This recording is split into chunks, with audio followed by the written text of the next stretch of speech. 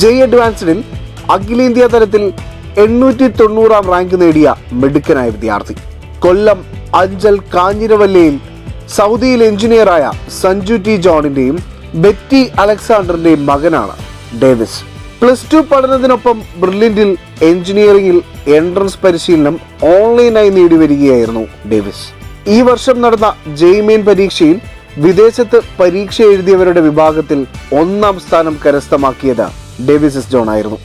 IIT എന്ന സ്വപ്നം നേടാൻ പോകുന്ന ഡേവിസിന് ഇനി വരുന്ന വർഷം ജെയ്ക്ക് തയ്യാറെടുക്കുന്ന വിദ്യാർത്ഥികളോട് പറയാൻ ഒരുപാട് കാര്യങ്ങളുണ്ട്. റിയാദിൽ നിന്നും ഡേവിസ് എസ് ജോൺ ലൈവായി ചേരുന്ന ദൃശ്യങ്ങളിലേക്ക്. ഇന്ന് നമ്മോടൊപ്പം റിയാദിൽ നിന്നും നമ്മുടെ ഡേവിസ് നമ്മോടൊപ്പം ജോയിൻ ചെയ്യുന്നുണ്ട്. ആൻഡ് ഡേവിസിനെ നമുക്ക് വെൽക്കം ചെയ്യാം ഈ പ്രോഗ്രാമിലേക്ക്. സോ യെസ്, അപ്പോൾ ഡേവിസിനെ കുറിച്ച് ഒന്നുകൂടെ ഞങ്ങളുടെ ഈ ഒരു വ്യൂവേഴ്സിന് വേണ്ടിയിട്ട് ഒന്ന് പരിചയപ്പെടുത്താമോ? മോൻ്റെ താമസിക്കുന്ന ഇപ്പോൾ സ്ഥലം, അതുപോലെ തന്നെ നാട്ടിലെവിടെയാണ്, ബ്രില്യൻറ്റിൽ ഏത് കോഴ്സാണെന്നൊക്കെ നമ്മൾ ഓൾറെഡി പറഞ്ഞു. എന്നാലും ഒരു സെൽഫ് ഇൻട്രൊഡക്ഷൻ മോൻ്റെ സൈഡിൽ നിന്നൊന്ന് തരാമോ? എൻ്റെ പേര് ഡേവിസ്. ഞാൻ റിയാദിലാണ് താമസിക്കുന്നത്. എൻ്റെ സ്കൂളിംഗ് ഇവിടെ തന്നെ DPSൽ. ഞാൻ ബ്രില്യൻറ്റിൽ ഹൈബ്രിഡ് ഓൺലൈൻ കോഴ്സാണ് എടുത്തിരിക്കുന്നത്. അപ്പോൾ നമ്മുടെ നാട്ടിലെവിടെയാ മോൻ്റെ വീടെന്നും പിന്നെ അതുപോലെ തന്നെ വീട്ടിൽ ആരൊക്കെയാ ഉള്ളതെന്നും കൂടെ ഒന്ന് പറയാമോ? നാട്ടിൽ ഞാൻ പുല്ലൂർ എന്നുള്ള സ്ഥലത്താണ്.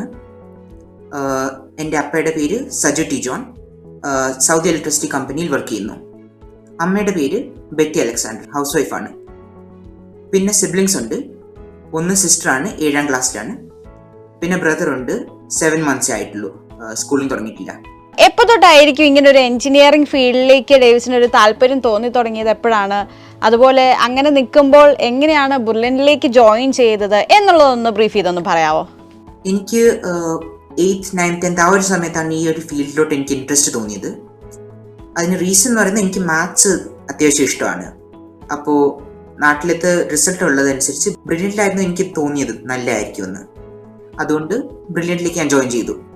ഓൺലൈനാണ് ഞാൻ എടുത്തത്, കാരണം ഇവിടെ നിന്ന് കൺവീനിയൻ്റ് ആയിട്ട് അറ്റൻഡ് ചെയ്യാൻ പറ്റും. ഓക്കെ, അപ്പോൾ ഈ ഓൺലൈനായിട്ട്, അപ്പോൾ അതും ഇന്ത്യയിലില്ല, ഇന്ത്യക്ക് പുറത്താണ്, ഇൻ്റർനാഷണൽ ഒരു കൺട്രിയിൽ നിന്ന് ഓൺലൈനായിട്ട് വന്ന് പഠിക്കുമ്പോൾ ഒരുപാട് എന്താ പറയുക കാര്യങ്ങൾ ശ്രദ്ധിച്ചും മോൻ്റെ സാക്രിഫൈസ് ചെയ്തും ഒക്കെ ആയിരിക്കുമല്ലോ. കാര്യം ഓൺലൈനിൽ ഇരുന്ന് പഠിക്കുമ്പോൾ നമ്മൾ എന്താ പറയുക വേറെ ഒന്നും ഡീവിയേറ്റ് ചെയ്ത് പോവാതെ കൃത്യമായിട്ട് കോൺസെൻട്രേറ്റഡ് ആയിട്ട് ഇരുന്ന് പഠിക്കേണ്ടത് ഇമ്പോർട്ടൻ്റ് ആണ്. ആ ഓൺലൈൻ പഠിച്ച് എങ്ങനെയായിരുന്നു എന്നുള്ളതൊന്ന് പറയാമോ? ഓൺലൈൻ പഠനത്തിന് ഏറ്റവും സഹായകമായത് ബ്രില്യൻറ്റിൻ്റെ ടാബ് ഞാൻ വാങ്ങിയിരുന്നു, കസ്റ്റമൈസ് ടാബ്. അപ്പോൾ അതുകൊണ്ട് തന്നെ പകുതിയിൽ കൂടുതൽ ഡിസ്ട്രാക്ഷൻസും അങ്ങനെ തന്നെ അവോയ്ഡ് ചെയ്തു. ബാക്കി ഇങ്ങനെ നമുക്കൊരു സംഭവം വേണമെന്നുണ്ടെങ്കിൽ അത് നമുക്ക് ചെയ്തേ പറ്റത്തുള്ളൂ. അപ്പോൾ ഈ ഡിസ്ട്രാക്ഷൻസിൻ്റെ കാര്യം പറഞ്ഞു. ഒപ്പം തന്നെ ഇപ്പം മോൻ +2ൻ്റെ ഒരു സിലബസും കൂടെ കൈകാര്യം ചെയ്തുകൊണ്ടാണല്ലോ ഇപ്പോൾ ഇതാ ഈ ഒരു നേട്ടവും കൂടെ കൈവരിച്ചിരിക്കുന്നത്. അപ്പോൾ മോൻ ഒരു ദിവസത്തെ ഒരു സ്റ്റഡി പ്ലാൻ എങ്ങനെയായിരുന്നു ഡേവിസിൻ്റെ? അതായത് ഇപ്പം +2 ബോർഡ് എക്സാമിൻ്റെ കാര്യങ്ങളും കൊണ്ടുപോകണം, അറ്റ് ദ സെയിം ടൈം ജെയുടെ പ്രിപ്പറേഷനും അത് ഓൺലൈനായിട്ട് കൊണ്ടുപോകണം. എങ്ങനെയായിരുന്നു ഈ ഒരു സ്റ്റഡീസ് തമ്മിൽ ഒന്ന് വേർതിരിച്ച് അല്ലെങ്കിൽ ഡിഫറൻഷ്യേറ്റ് ചെയ്ത് പഠിച്ചുകൊണ്ടിരുന്നത് എങ്ങനെയായിരുന്നു എന്നൊന്ന് പറയാമോ? ഈ സ്റ്റഡീസ് തമ്മിൽ അങ്ങനെ ഡിഫറൻഷ്യേറ്റ് ചെയ്യേണ്ടുന്ന കാര്യങ്ങളൊന്നുമില്ല. ബ്രില്യൻറ്റിൻ്റെ സിലബസ്, അതായത് എൻട്രൻസിൻ്റെ സിലബസ് തന്നെയാണ് ഫിസിക്സ്, കെമിസ്ട്രി, മാത്സിന് എനിക്ക് വേണ്ടുന്നത്. ഇംഗ്ലീഷ്, കമ്പ്യൂട്ടർ സയൻസ് ആണ് ഞാൻ ബാക്കി എടുത്തിരിക്കുന്ന സബ്ജക്ട്സ്. അതിന് ബോർഡ് എക്സാംസിന് വേണ്ടി മാത്രം പഠിച്ചാൽ മതി. അത് എക്സാമിൻ്റെ സമയത്ത് മാത്രമേ ഞാൻ നോക്കാറുള്ളൂ. ഡേവിസ്, എങ്ങനെയുണ്ടായിരുന്നു നമ്മുടെ ഈ ഒരു ബ്രില്യൻറ്റിലെ ഒരു ഹൈബ്രിഡ് ബാച്ച്, അല്ലെങ്കിൽ ഒരു ഓൺലൈൻ ആയിട്ടുള്ള ഒരു ഹൈബ്രിഡ് ബാച്ച് കൊണ്ടുപോയപ്പോൾ എന്താണ് മോന് ഫീൽ ചെയ്തത്? ഹൈബ്രിഡ് ബാച്ച് എനിക്ക് നല്ല ഇഷ്ടമായിരുന്നു. ഓൺലൈൻ തന്നെയാണ് നല്ലതെന്ന് എനിക്ക് തോന്നുന്നു. കാരണം ഓൺലൈൻ ആകുമ്പോൾ നല്ല കൺവീനിയൻ്റ് ആയിട്ട് സ്റ്റഡീസ് കൊണ്ടുപോകാൻ പറ്റുന്നുണ്ട്. സ്കൂളിൽ നിന്ന് വന്നാൽ പിന്നെ നേരെ ക്ലാസ്സിന് ഇരിക്കുക എന്നുള്ളതേ ഉള്ളൂ. ട്രാവൽ ടൈം ഇല്ല, യാതൊരു രീതിയിലുമുള്ള പ്രിപ്പറേഷൻ എന്ന് വെച്ചാൽ ഇതിന് എക്സ്ട്രീനിയസ് ആയിട്ട് വരുന്ന പ്രിപ്പറേഷൻസ് ഒന്നും വേണ്ടി വന്നില്ല. മാത്രമല്ല ക്ലാസ്സസും ആദ്യം ലൈവ് വരും, അത് കഴിഞ്ഞ് റെക്കോർഡും കൂടെ തരുന്നുണ്ട് ബ്രില്യൻറ്റ്.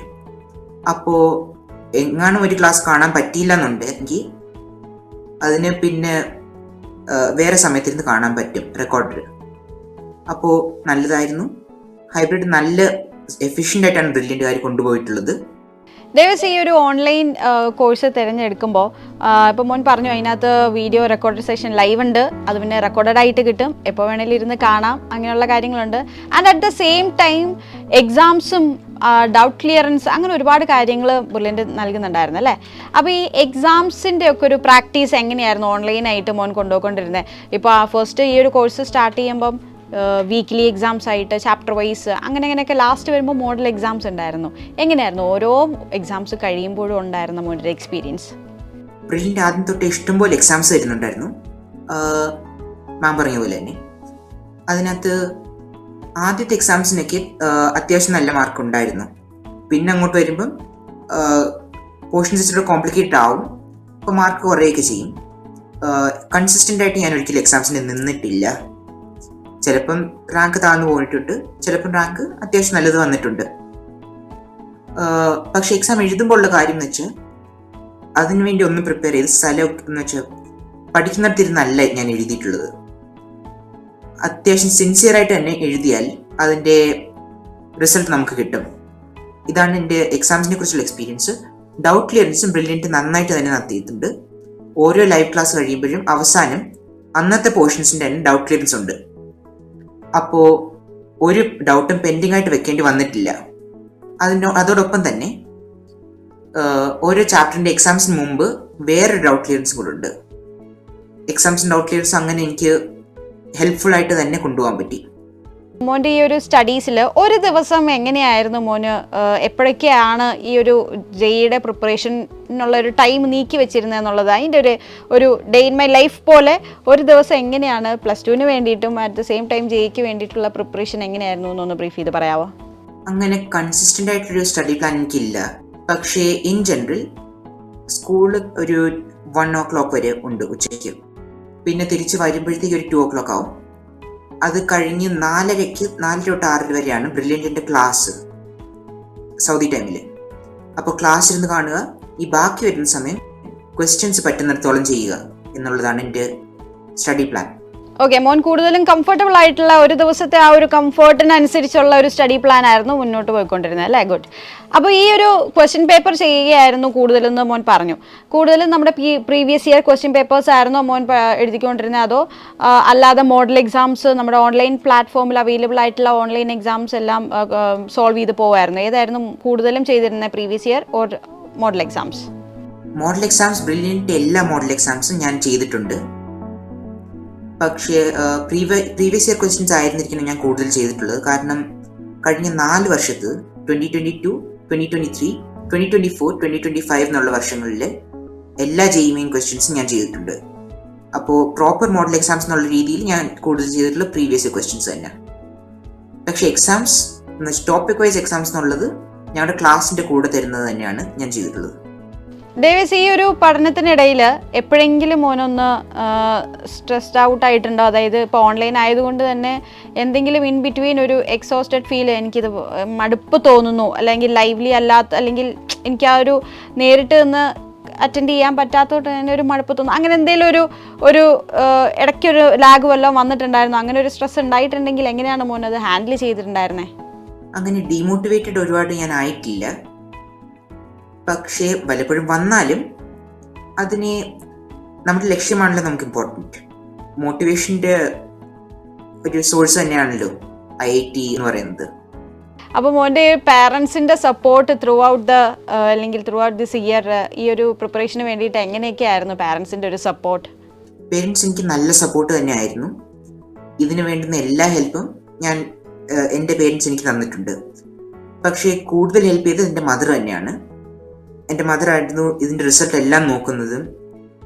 ഇതിനകത്ത് ഇങ്ങനെ പഠിക്കുക, അല്ലെങ്കിൽ എന്ന് വെച്ചാൽ യൂട്യൂബ് വീഡിയോസിൽ നിന്ന് ടിപ്സ് പറഞ്ഞു തരിക, അതുപോലെ ഓരോ സഹായങ്ങളൊക്കെ എൻ്റെ മദർ ചെയ്തിട്ടുണ്ട്.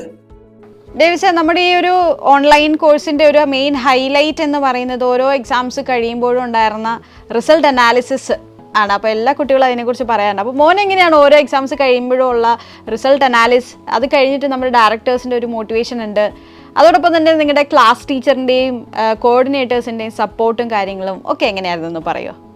ഒരു എക്സാം കഴിയുമ്പോൾ അതിൻ്റെതായ റിസൾട്ട് അനാലിസിസ് ഉണ്ട്. അപ്പോൾ അതിന് നമ്മുടെ സ്റ്റീഫൻ സാറാണ് വന്ന് നമ്മളെ അഡ്രസ്സ് ചെയ്യുന്നത്. സ്റ്റീഫൻ സാറിൻ്റെ എക്സ്പീരിയൻസ് എന്ന് പറയുന്നത് അതിനകത്ത് നല്ല വ്യക്തമായിട്ട് കാണാൻ പറ്റും. അത് തന്നെയായിരുന്നു എനിക്ക് മോട്ടിവേഷൻ എന്ന് പറയുന്ന രീതിയിൽ കിട്ടിയിട്ടുള്ളത്. അതോടൊപ്പം തന്നെ നമ്മുടെ ക്ലാസ് ടീച്ചർ കൃഷ്ണേന്ദു മാമും കോർഡിനേറ്റർ അജയ് സാറും നമ്മളെ ഇടയ്ക്കിടയ്ക്ക് കോൺടാക്ട് ചെയ്യും. അവരുടെ സഹായത്തോടെ തന്നെയാണ് ബ്രില്യൻ്റിൽ ക്ലാസ്സസ് ഞാൻ മടുക്കാതെ കൊണ്ടുപോയിട്ടുള്ളത്. അപ്പോൾ ഈ ഒരു റിസൾട്ട് വന്നപ്പോൾ അവിടെ ഉണ്ടായിരുന്ന ആളുകളുടെയൊക്കെ ഒരു റിയാക്ഷൻ എന്തായിരുന്നു? അതായത് ഇപ്പം ഓൺലൈനായിട്ട് പഠിച്ചിട്ട് നേടിയ ഒരു വിജയമായതുകൊണ്ട് അപ്പോൾ അവിടെ ഉണ്ടായിരുന്ന നമ്മുടെ പേരൻസിൻ്റെ ഒരു എന്താ പറയുക, അവരുടെ റിയാക്ഷനും അതുപോലെ തന്നെ സ്കൂളിലെ റെസ്പോൺസും റിലേറ്റീവ്സ് നാട്ടിൽ നിന്നൊക്കെ അവർ കോൺടാക്ട് ചെയ്ത് എന്തൊക്കെയാണ് അവരത് എന്തൊക്കെ ഹാപ്പിനെസ് ആണ് അവർ പങ്കുവെച്ചത്? റിസൾട്ട് വന്നതിന് ഉടനെ തന്നെ അമ്മ ഇത് കണ്ടുപിടിച്ചു. എന്നിട്ട് അമ്മയാണ് എൻ്റെ അടുത്ത് പറഞ്ഞത്. അമ്മയ്ക്ക് നല്ല സന്തോഷമായിരുന്നു. ഉടനെ വിളിച്ചത് അപ്പയായിരുന്നു. രണ്ടുപേർക്കും സന്തോഷമായിരുന്നു. സിസ്റ്ററിനും നല്ല സന്തോഷമായിരുന്നു. പിന്നെ ഞാൻ ഉടനെ പറഞ്ഞത് ഫ്രണ്ട്സിനോടും ടീച്ചേഴ്സിനോടും തന്നെ. അവരൊന്നും ഇത് വിശ്വസിച്ചില്ല ആദ്യം. എല്ലാവർക്കും സന്തോഷം തന്നെയായിരുന്നു. നാട്ടിൽ നിന്ന് പിന്നെ റിലേറ്റീവ്സ് കുറച്ച് പേര് വിളിച്ചു. സോ ഡേവിസ്, ഇനിയിപ്പോൾ ജെയുടെ റിസൾട്ടൊക്കെ വന്നതിന് ശേഷം ഇനി നമ്മൾ അടുത്തതായിട്ട് ഇങ്ങനെ ചോദിക്കാൻ ഞങ്ങൾക്ക് ആഗ്രഹം ഏത് ക്യാമ്പസിലേക്ക് പോകാനാണ് ആഗ്രഹം എന്നാണ്. മോൻ ഏത് ഇൻസ്റ്റിറ്റ്യൂഷനാണ് ഇപ്പോൾ ലക്ഷ്യം വെച്ചിരിക്കുന്നത് ആൻഡ് ഏത് ബ്രാഞ്ചിലേക്ക് പോകാനാണ് ആഗ്രഹം? ലക്ഷ്യം വെച്ചിരിക്കുന്ന ഇൻസ്റ്റിറ്റ്യൂട്ടിൽ നിന്ന് പ്രത്യേക ഒരു ഇൻസ്റ്റിറ്റ്യൂട്ട് ഇല്ല. കിട്ടുന്നതിൽ ഏറ്റവും നല്ല IIT തന്നെ പോകണമെന്നാണ് എൻ്റെ ആഗ്രഹം. ബ്രാഞ്ച് പക്ഷേ ഇലക്ട്രിക്കൽ എഞ്ചിനീയറിംഗ് ആണ് താല്പര്യം. അതിന് റീസൺ ഫാദർ ഇലക്ട്രിക്കൽ എഞ്ചിനീയർ ആണ്. അപ്പോൾ ആ ലൈനിൽ തന്നെ പോകാനാണ് എനിക്ക് താല്പര്യം. So Davis, once again congratulations. ഇത്രയും വലിയൊരു അംഗീകാരമാണ് ഡേവിസിന് ഇപ്പോൾ വന്നിരിക്കുന്ന. And all the very best for your future. Thank you very much. Brilliant Study Center, India's #1 coaching center for NEET and JEE.